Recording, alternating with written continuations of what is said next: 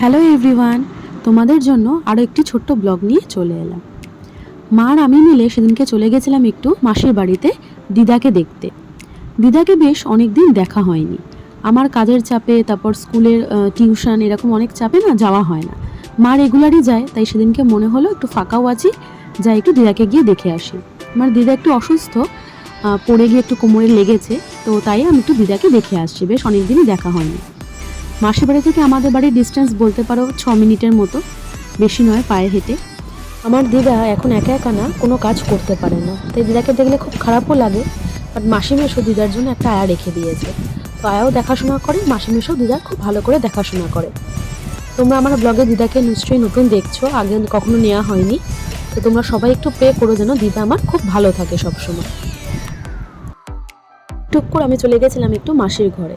মাসির ঘরের এই মিরারটা না আমার খুব ভালো লাগে, মানে সেলফি বা ভিডিও করার জন্য। তাই যখনই যাই তখনই একবার করে একটুখানি ভিডিও করে আসি।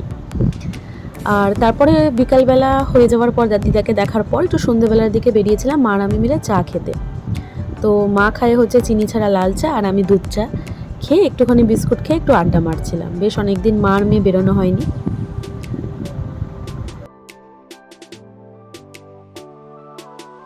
এরপর মায়ের সাথে একটু বাঁশদ্রোণীর বাজারে গেছিলাম একটু মাছ কেনার জন্য। মা বললো চল একটু মাছ কিনে আনি।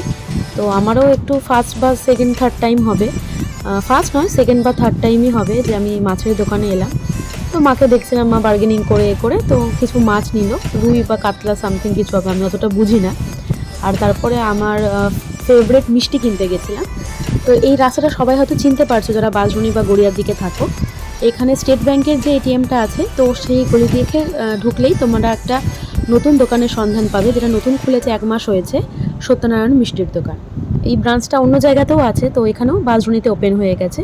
তো এখানে সেদিনকে ঢুকেছিলাম। এখান থেকে আমরা নিয়েছিলাম বাটারস্কচ সন্দেশ, সেটা খুবই টেস্ট মানে আগেও নিয়ে গেছি, সেটা খুব টেস্টিফুল আর 10 টাকা করে, বেশ ভালো। তো ওটা নিয়েছিলাম, আর বেশি কিছু নিইনি।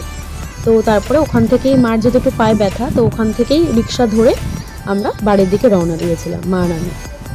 আজকের এই ছোট্ট ব্লগটি বা শর্টসটা কেমন লাগলো অবশ্যই জানিও, আর ভালো লাগলে অবশ্যই লাইক, কমেন্ট এবং সাবস্ক্রাইব করে দিও।